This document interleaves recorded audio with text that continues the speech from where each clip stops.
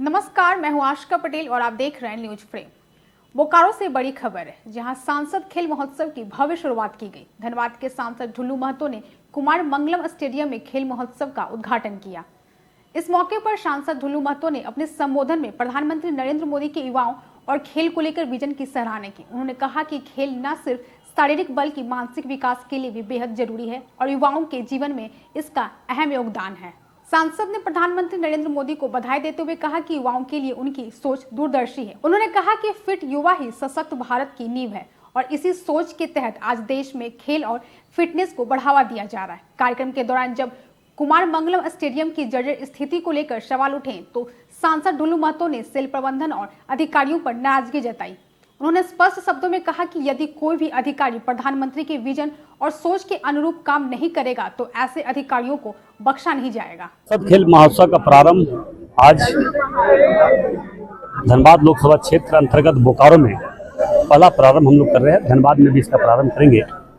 सबसे पहले तो देश के यशस्वी प्रधानमंत्री नरेंद्र मोदी जी को अपने लोकसभा क्षेत्र के तमाम देवतुल्य जनता की ओर से हार्दिक शुभकामना, हार्दिक बधाई देता हूँ, क्योंकि इस तरह से आने वाली पीढ़ियों के लिए जो उनका सोच, लंबी सोच है, इसके लिए बधाई के पात्र हैं। और मुझे पूरा विश्वास है फिट युवा सशक्त भारत की ओर हम सब आगे बढ़ रहे हैं।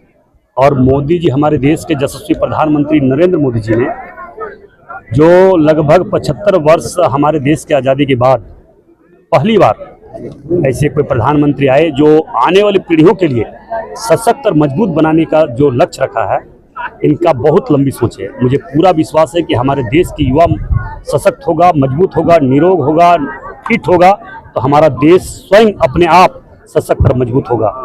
इस लक्ष्य के साथ हम सब आगे बढ़ रहे हैं और भारतीय जनता पार्टी इसमें भरपूर सहयोग कर रही है।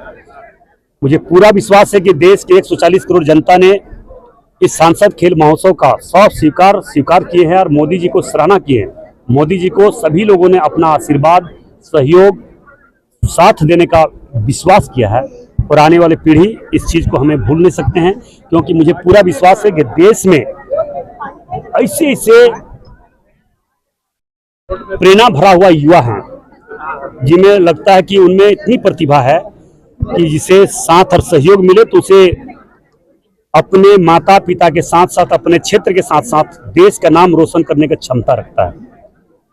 हमारे भारतवर्ष में कृषि प्रधान देश है और कृषि के साथ साथ हम कह सकते हैं कि खेल के क्षेत्र में भी ऐसे ऐसे प्रतिभाशाली बच्चे हैं जिनको सहयोग मिलने से आज पूरे भारतवर्ष, जिस प्रकार से अभी देखे क्रिकेट में हमारी महिला टीम, हमारी बहन महिला टीम के टीम ने इंडिया का खिताब जीतकर पूरे विश्व में भारत का नाम रोशन किया।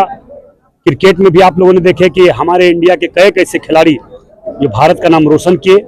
उसी तरह आने वाली पीढ़ियों के लिए हमारे देश के यशस्वी प्रधानमंत्री नरेंद्र मोदी ने उसकी जो काबिलियत है, जो उनमें क्षमता है, जो उनमें प्रतिभा है, उसे उजागर करने का जो लक्ष्य रखा है, वो आने वाला समय ही भारत को हर क्षेत्र में फुटबॉल, क्रिकेट, वॉलीबॉल, जूडो,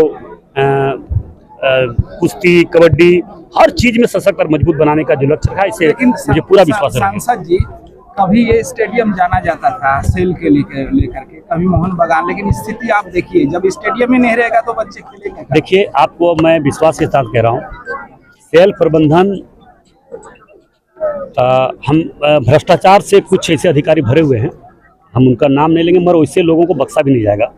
वो अगर सोच रहा है कि हम चुपचाप हैं और हमें कुछ नहीं दिख रहा, सारा लोग देख रहे हैं, सारे ऊपर से अधिकारी देख रहे हैं। गलत करने वाला मोदी जी का सोच आने वाली पीढ़ियों के प्रति है और यहाँ के अधिकारी अगर उनके सोच के आधार पर, उनके विचार के आधार पर नहीं चलेंगे तो ऐसे अधिकारी नहीं चल पाएंगे। इस सांसद खेल महोत्सव के जरिए युवाओं में खेल के प्रति रुचि बढ़ाने और उन्हें बेहतर मंच देने का प्रयास किया जा रहा है। बोकारो से चंदन सिंह की रिपोर्ट।